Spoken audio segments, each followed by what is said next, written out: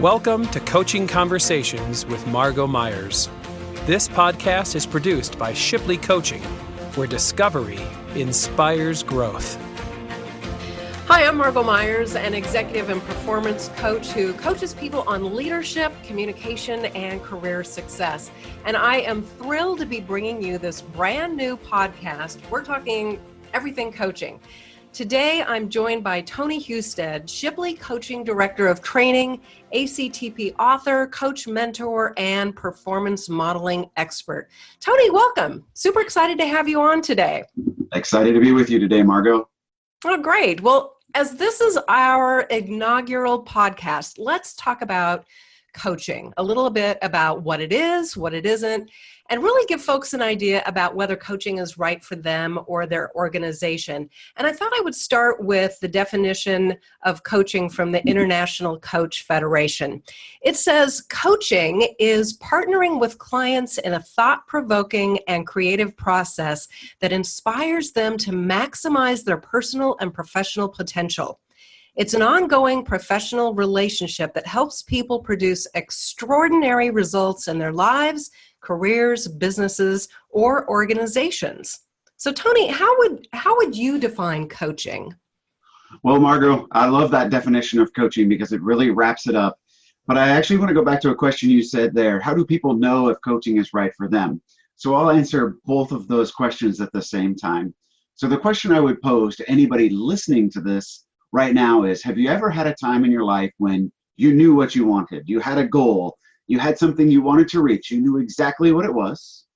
You had a plan, from a well-formed plan to maybe just a loose outline, but you knew the steps that it actually took to get there.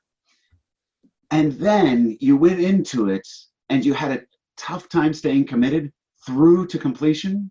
Well, that's what coaching is. Coaching is about identifying and setting of powerful goals, creating a great plan to get there with plenty of contingencies, hopefully.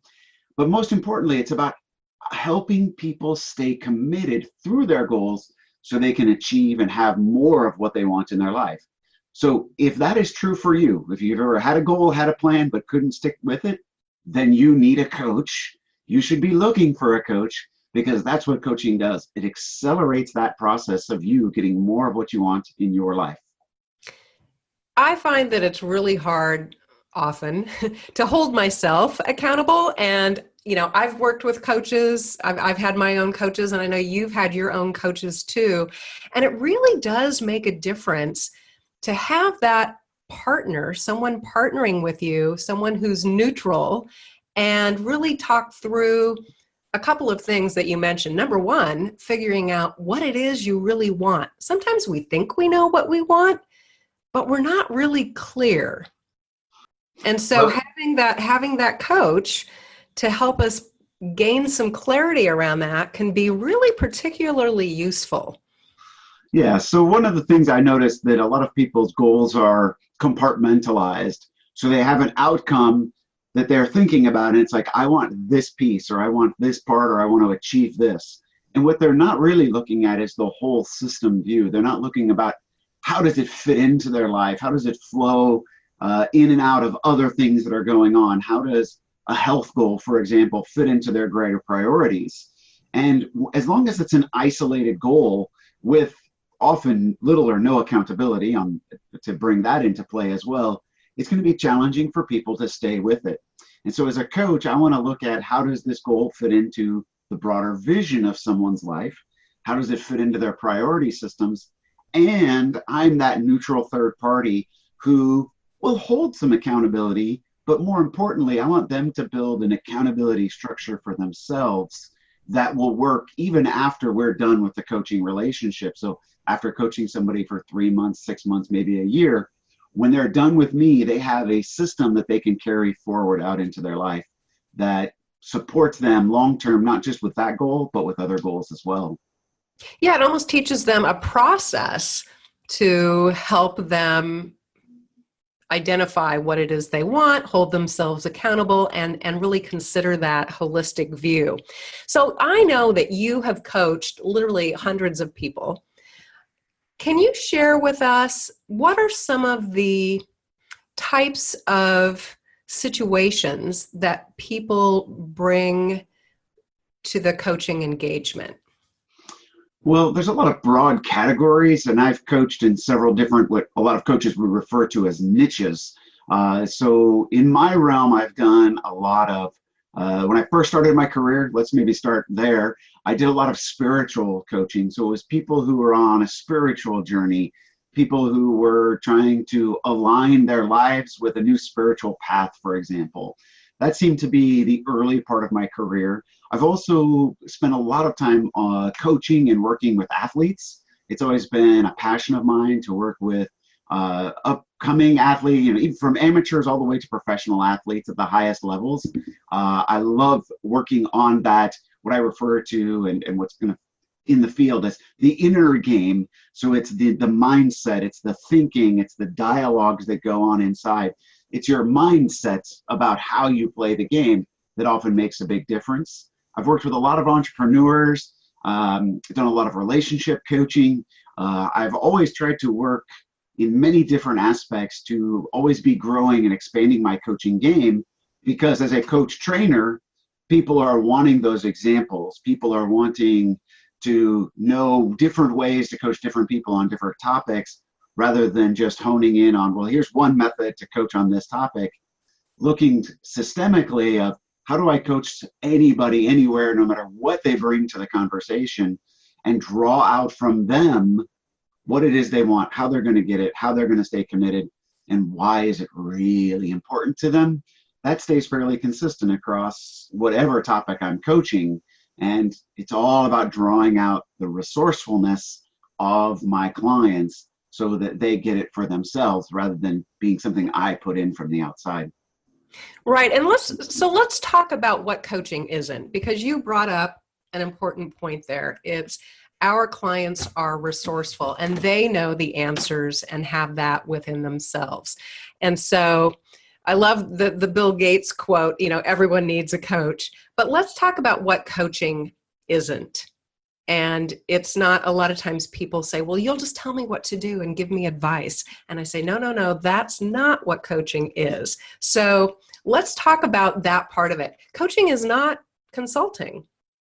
Yeah, that's right, Margo. So it's probably the most common misunderstanding that comes with coaching, because most people's idea when you say coach is football coach, basketball coach, baseball coach, something athletic, and that's what they think of in a coach, and a coach observes them and then tells them how to play the game better. And we flip that on its head a little bit in our style of coaching, what some might refer to as capital C coaching rather than small c coaching. And what I really do is I'm drawing out from my clients. I believe that we all have a purpose, we all have a calling, we have something that we're here for, whatever terminology you want to put around that, how that fits best for you. But we all have a purpose. There's something here that we are uniquely equipped to express in the world. And that's not in me, that's in you, that's in my client. And I feel that every client, they have it within them to create that. It's in their genetics, it's in their ancestry, somehow, some way it's in them. And they have this amazing power.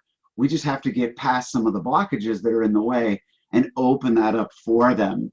And as is with childhood education, when the child gets the learning for themselves, that's when they really get it, versus me telling them how to do it and them just mimicking me, because that's my way of doing it.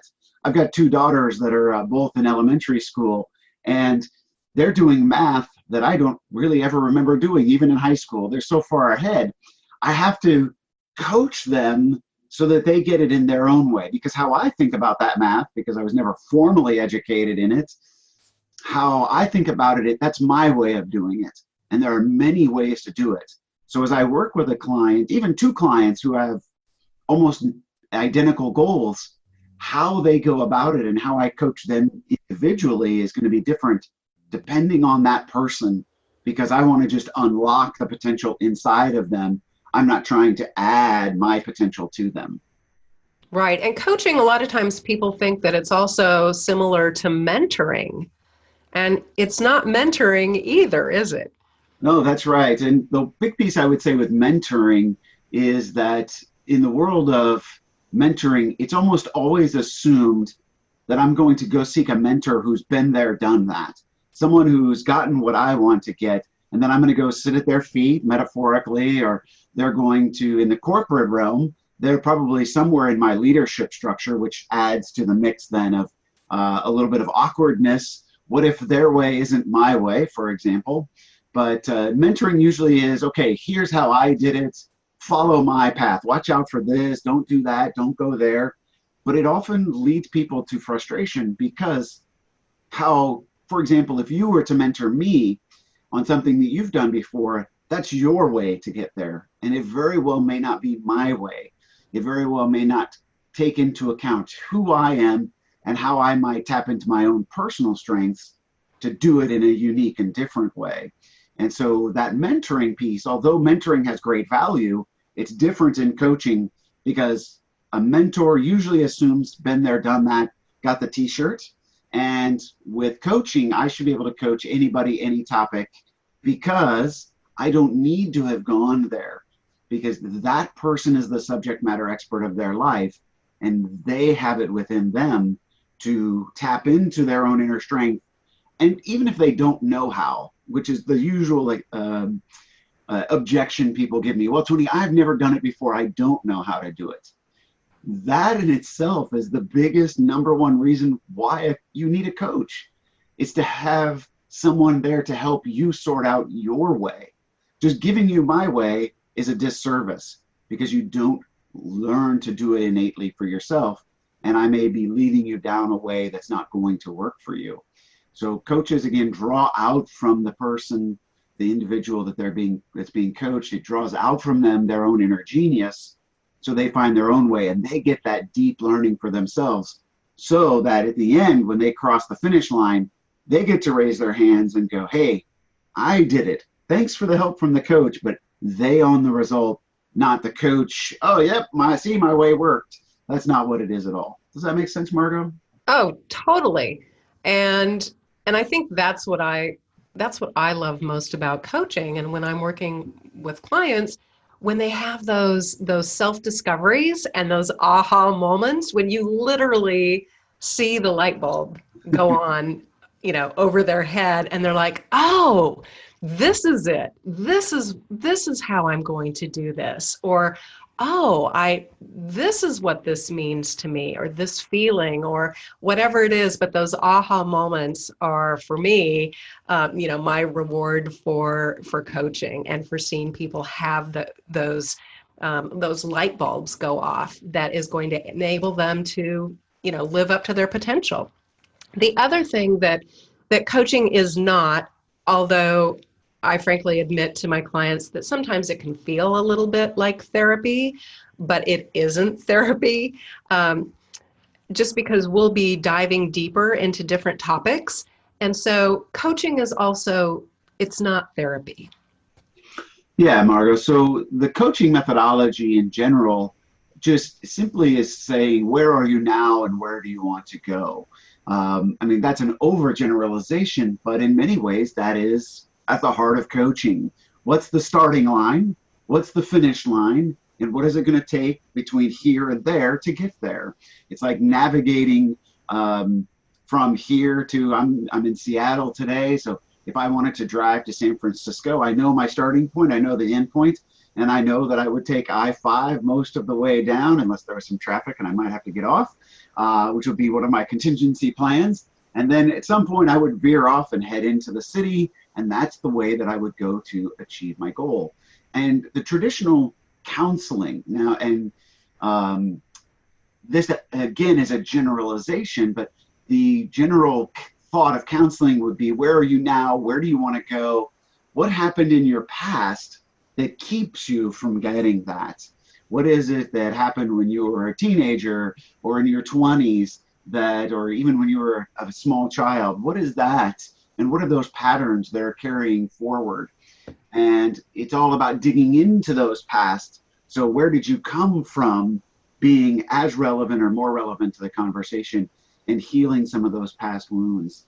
And it's just two different approaches to working with someone. And there are plenty of people out there who get wonderful success from that. I myself have seen a counselor on and off over the years, and I found great value in a good counselor who's able to go back and effectively work with some of those items.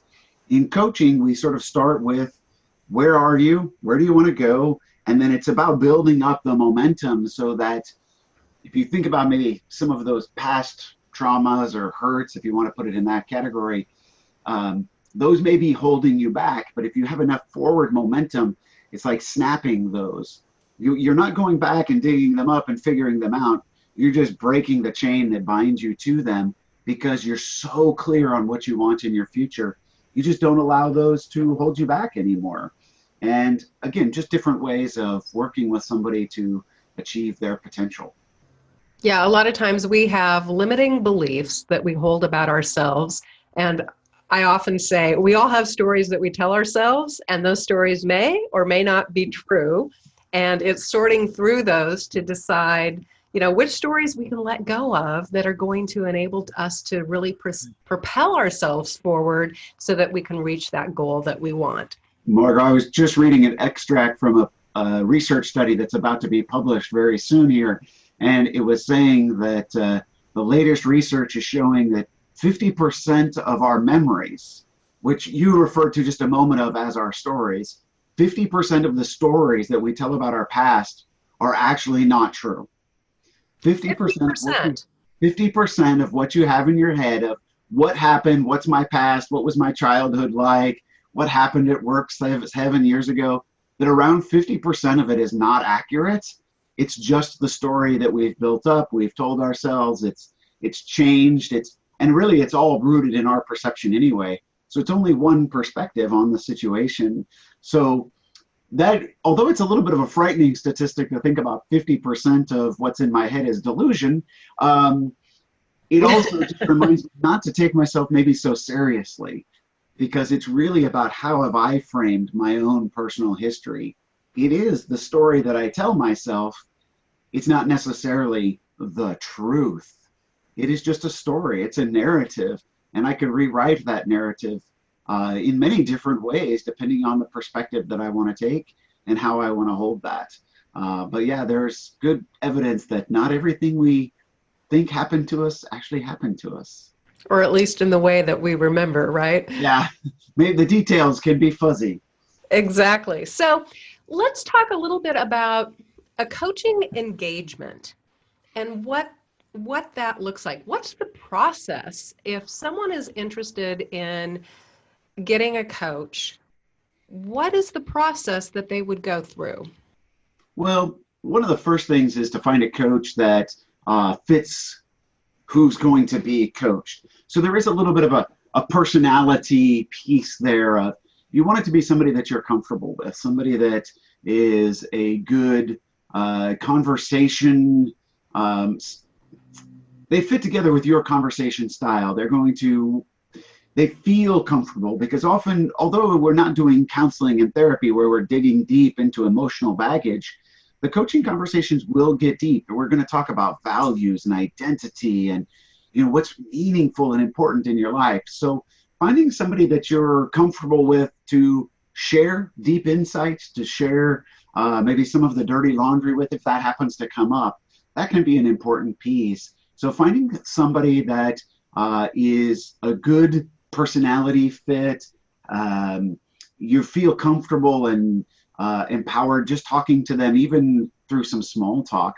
And what usually then happens is you have like a free session. A lot of coaches offer a free session or a trial session or a couple of sessions to try the coach out, and try that. Get in there, have that conversation, see how that coach works, and does that fit for you? And then most coaches have different standard ways of working. Some coaches like to coach for 3 months, some 6 months. I even know some coaches who ask for a minimum of a year. And there's a lot to that when it comes to the size and the scope of your goals. But even to look back to your original definition from the International Coach Federation, coaching is an ongoing conversation. And coaching takes some time to sink in because you need to go out and live life. You need to try those plans. And when you hit those road bumps, you hit the potholes, you hit the block street, you need to be able to go back to your coach and go, oh, that didn't work. How do we end around this? How do we get around it? Reroute that. And working through that with the coach, that takes some time. And actually, you can coach faster than you can live life. You can cover 3-4 months of planning in a couple of coaching sessions, but it still takes 3 or 4 months to go live that. So having the coach there, and remember I started off with that initial piece. Have you ever had a time in your life when you had a tough time staying committed? That's where the deep value of coaching is going through the hard part, staying on the wagon when it's a bumpy road 3 months, 6 months into the process, especially on a goal that might take you 3 or 4 years. You need that ongoing support. So in some ways, it's like going to the gym. If you can go to the gym, and if you haven't been in 5 years, you go to the gym and you work out really, really hard, you're going to pay the next day. You're going to be really sore. You need to slowly work your way into exercising again, get those muscles warmed up, start to lift heavy, and have somebody there to support you in that journey. So that's what the coach does. They come alongside and they stay with you as you move through the implementation of your plan, so that you've got somebody ongoing to support you as you get stronger and stronger. And they are always going to be like helping you to adjust your form so that you're getting the maximum out of whatever it is you're going after. Does that make sense, Margo? Totally. And one of the words that you mentioned there is process. It is very much a process. It's not instant knowledge or instant gratification or instant knowing what to do. And you really do have to go through the process and go through those challenging times. I find the challenging times are when we learn. And if everything goes perfect all the time, it's really hard to learn some of the lessons we need to learn. So it's having someone support you through that process, whether it's 3 months, 6 months, or even a year. So I always think of it, a coaching engagement, it's a process. Yeah. Well, Margaret, it's like for a business person, they may write their business plan and they've got it, and it's 120 pages, start to finish. This is my business plan. This is what I'm going to go do. But if you talk to any entrepreneur that's been through that, and on the day they opened their business, you ask them, how much of your business plan did you actually follow step by step? How much was accurate? How much was true? How much did you need to change? They're going to tell you it's 50 to 70% needed adjustment, needed change, needed modified, didn't work out quite the way they thought. So, just having a coach like through the writing of the business plan and the completion of the business plan, that's one piece. And actually in my book, that's the easy piece. It's easy to write a business plan. The hard part is turning that business plan into an actual physical location with opening the doors and customers standing in there, and that coach going along with the journey. It's about that maintenance piece, if you will. It's about that keeping it together. It's about the balancing it and integrating it into your life that really, really matters. The planning piece is the small front end piece. The journey is where the value is at.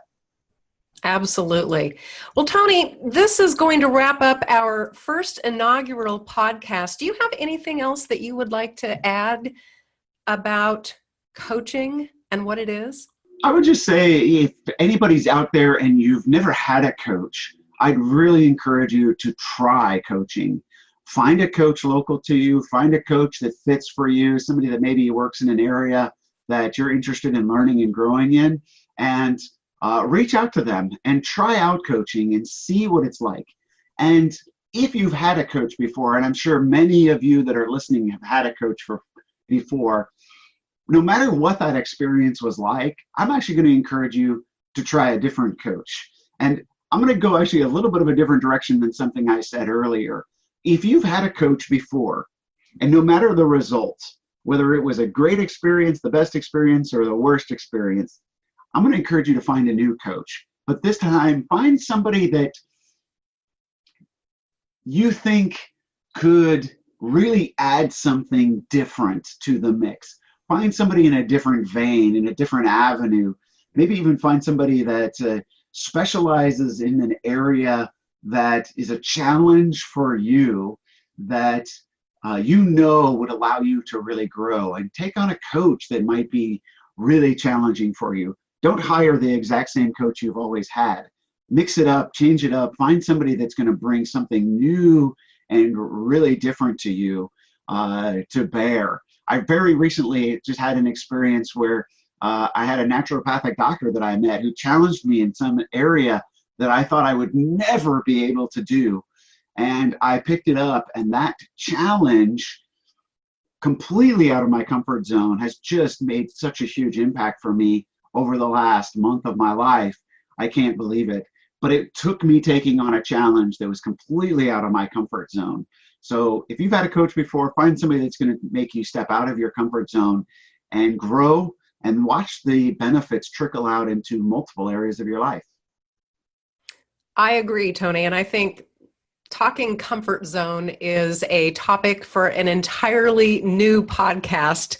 And I would love to have that discussion with you. So thank you so much for joining me today. I hope you'll join us for the next episode of Coaching Conversations with Margo Myers. And don't forget to check out the Shipley Coaching website at shipleycoaching.com, because you can find articles, links to podcasts, and learn about our programs, including our ICF accredited ACTP coaching certification course, as well as find out how to partner with us for our leadership engagement course. We're here to share discovery that inspires growth.